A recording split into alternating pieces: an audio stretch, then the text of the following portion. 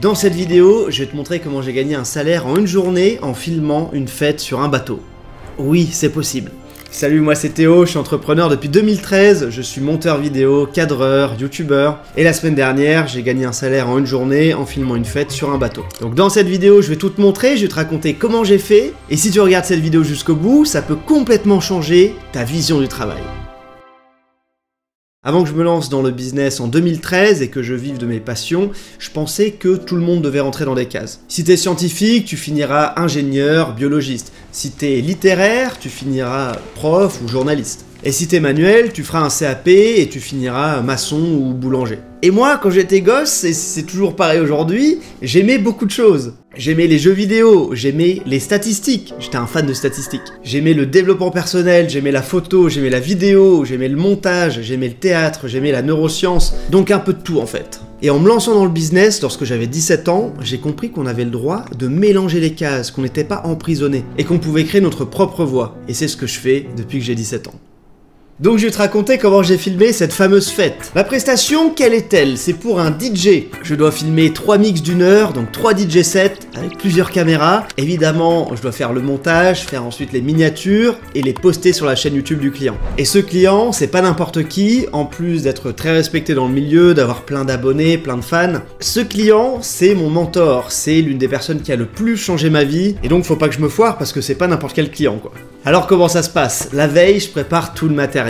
Il y a pas mal de choses, même si c'est un petit tournage. Caméra, batterie, trépied, carte SD, drone. Et pour m'y retrouver et ne rien oublier, je note tout sur une petite feuille. Comme ça, j'oublie rien. Et en plus, c'est sur un bateau, donc si j'oublie quelque chose, je peux pas revenir. Mais c'est pas tout, puisque j'ai d'autres choses à faire et d'autres choses à récupérer. Il faut que je loue une platine, il faut que je récupère une grosse enceinte qui est chez un pote, et il faut que je fasse les courses pour la journée. Donc l'alcool, la bouffe, etc. Je dois donc bien préparer mon itinéraire pour récupérer tout ça et être à l'heure sur le bateau. Il faut être organisé, prévoir de la marge, car il y aura forcément des imprévus, du trafic, etc. Je me lève donc à 8h30 et je pars avec ma valise chercher la platine. Le mec avait l'air extrêmement sympa, c'est un DJ lui aussi. Il m'a montré un de ses business. Le business est improbable, en gros il a un tuk-tuk DJ. Tu peux lui louer un tuk-tuk, il y a un système sonore. Donc si tu veux faire des soirées sur la plage ou n'importe quoi, tu peux lui louer ce fameux tuk-tuk.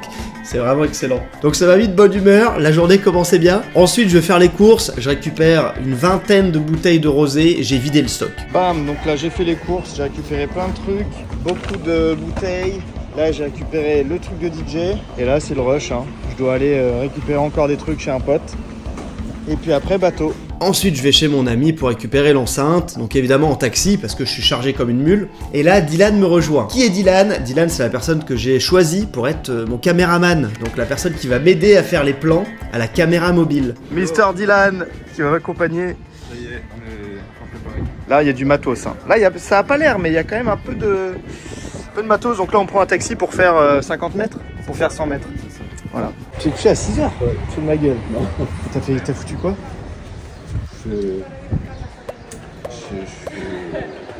C'est un jeune que je kiffe, je suis très content de le faire bosser. Je vous le dis, on fera un podcast avec lui puisqu'il a une vie très mouvementée, il s'est lancé en freelance il y a 1 an et sa vie a complètement changé. Le podcast arrivera bientôt. Donc là, on se rend sur le lieu d'embarquement. Ok, ça se précise. C'est ça là? C'est lequel? C'est lui. Ah, faut tout descendre. Bon bah vas-y hein. Eh, merci Dylan, c'est sympa en tout cas. Tu m'aides? Non? Super. On va sur le bateau et donc on installe tout, la table, le drap, la table de mixage, tout le matos. Et là, on commence à avoir quelques problèmes. On a un trépied pour la GoPro, mais la table est pas assez grosse, donc on choisit de fixer le trépied avec du scotch, avec du gaffeur. On n'avait pas de support pour la GoPro, du coup on a mis du scotch avec un trépied comme ça à l'arrache. Ça devrait le faire. Autre problème, comme il y a beaucoup de soleil, bah, le client, Yo, il peut pas voir ce qui se passe sur la table de mixage, parce que le soleil il reflète sur la table de mixage. Donc Dylan a la super idée de fabriquer une sorte de... je sais pas comment ça s'appelle, vous avez la photo. Et donc ça va faire le taf, ça permet à Yo de voir ce qui se passe sur la table de mixage, donc génial. Très ingénieux, bravo. Donc grand soleil, tout est en place, magnifique. On pourrait se dire que tout va bien dans le meilleur des mondes. Et pourtant, intérieurement, j'ai toujours une peur, j'ai toujours des doutes. J'ai peur qu'une caméra tombe en panne. J'ai peur de cracher mon drone lorsque je vais faire du drone. J'ai peur que Dylan ait un problème. Et surtout, j'ai peur de décevoir Yo, qui est quand même mon mentor. De lui faire une presta qui serait mauvaise, Mais ça, je ne le montre pas. Ça, je le garde bien au fond, parce que je sais que mon énergie impacte celle de tout le monde. Comment tu veux être un leader? Comment tu veux être un mec fiable? Comment tu veux inspirer confiance si t'es stressé, si t'es de mauvaise humeur? Il faut refléter une bonne image, faut travailler dans la bonne humeur, faut être confiant. Sinon, t'es mort. Si tu penses tout le temps aux problèmes, les problèmes vont arriver. Bon, tout est prêt, on a organisé, Dylan va gérer la caméra mobile, il va me faire des super plans. Yo, qui est le client, doit bien penser à enregistrer son mix sur sa clé USB. Et moi, j'ai la responsabilité des 3 tournages. 3 tournages d'1 heure, je dois m'assurer que tout marche bien, que tout le monde est content. Et aussi, une partie que j'adore, faire les plans de drone. Le drone, parlons du drone. Faire du drone sur un bateau, c'est pas simple, parce que le bateau, il bouge.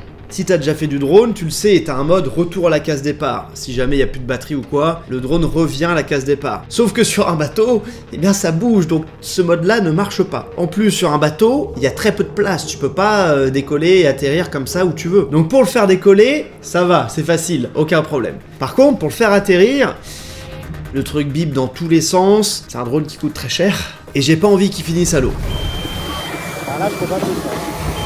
Je n'arrive pas à faire atterrir le drone. Il y a trop de sécurité, je n'arrive pas. Donc pour le poser, je vais choisir la méthode brutale. Attention à ne pas reproduire chez vous, ça peut littéralement vous découper la main.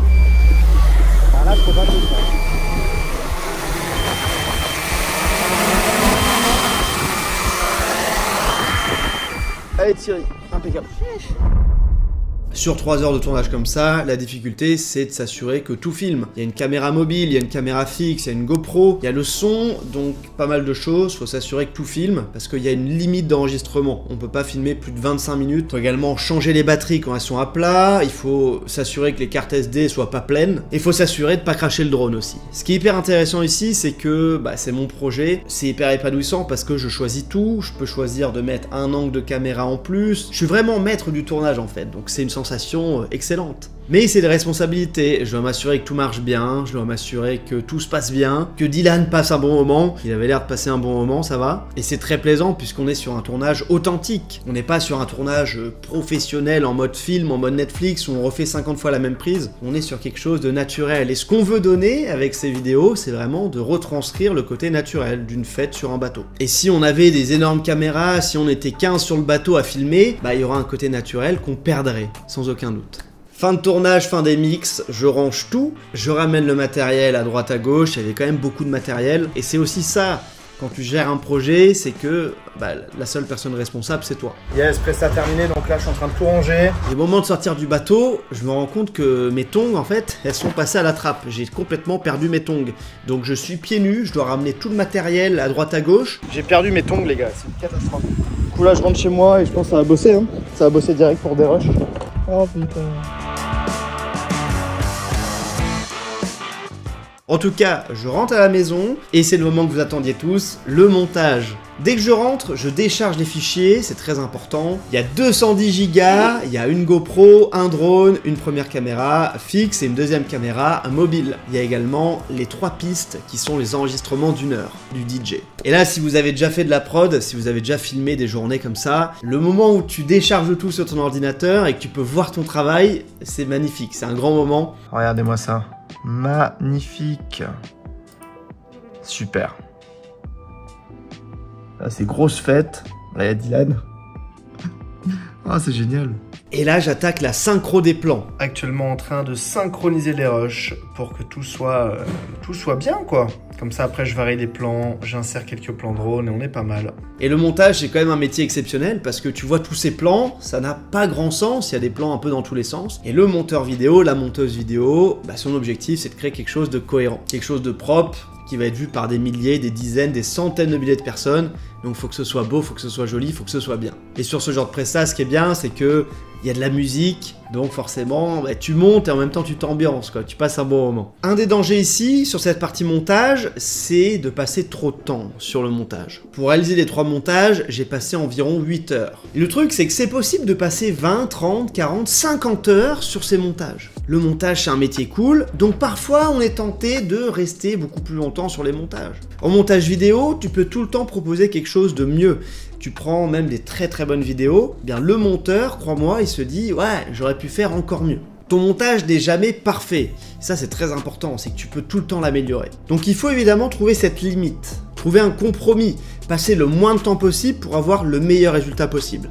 Encore une fois, tout dépend du budget. Ici, on n'est pas sur une presta à 50 000 €, donc je ne vais pas peaufiner chaque seconde. L'idée, c'est de trouver un compromis, avoir un super résultat sans y passer une éternité. C'est pour ça que dans ma prochaine vidéo, je te livrerai 5 techniques que j'ai utilisées pour faire le montage de ces 3 heures de vidéo. Donc pense à t'abonner à la chaîne si tu ne veux pas louper cette vidéo qui va être exceptionnelle. Bref, en conclusion de cette vidéo, oui, ce métier de monteur, ce métier de cadreur, c'est un métier qui est génial. Même si tu filmes pas des beaux parties, même si tu filmes pas des fêtes, c'est un métier qui est challengeant. C'est un métier qui pousse à te dépasser, qui te pousse à te sortir de ta zone de confort. Même si tu fais que du montage vidéo, et à l'époque j'étais que monteur vidéo pour Yo, tu peux bosser avec des créateurs de contenu cool, tu peux bosser avec des créateurs de contenu que tu regardes, que tu admires.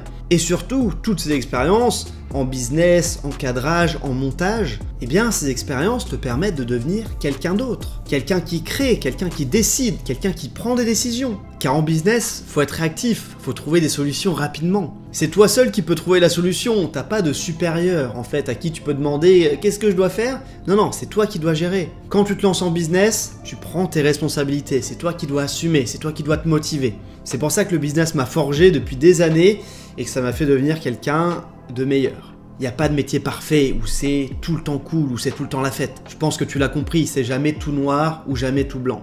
Quand t'es monteur ou cadreur, il y a des journées moins cool, il y a des journées où t'as pas envie de bosser, il y a des jours où t'es pas motivé, il y a des jours où t'aimes pas les vidéos que tu dois monter. C'est normal. Mais ces activités et cette vie-là, je te le dis sincèrement, depuis que j'ai commencé, j'aime ça, j'aime profondément ça. Dans les hauts et dans les bas. Aujourd'hui, je fais un travail que j'aime, je choisis mes clients, je choisis mon rythme, je gagne bien ma vie, je me développe constamment, et ça me fait ressentir la sensation d'être pleinement moi-même. Alors maintenant, je te pose la question, qu'est-ce qui t'empêche, toi, derrière ton écran, d'avoir un métier cool, une activité créative avec laquelle tu peux gagner de l'argent? Eh bien, ce sont sûrement tes propres croyances, tes croyances limitantes, mais ça, on en parlera dans une autre vidéo. Donc si tu t'intéresses au montage, tu veux apprendre ce métier et transformer cette passion en revenu, tu peux prendre un appel avec un membre de mon équipe, ça se passe juste en bas. On fera un bilan de ta situation, on verra quels sont tes objectifs et on verra si on peut t'aider. Je te dis à très vite sur Montage Guépard, ciao!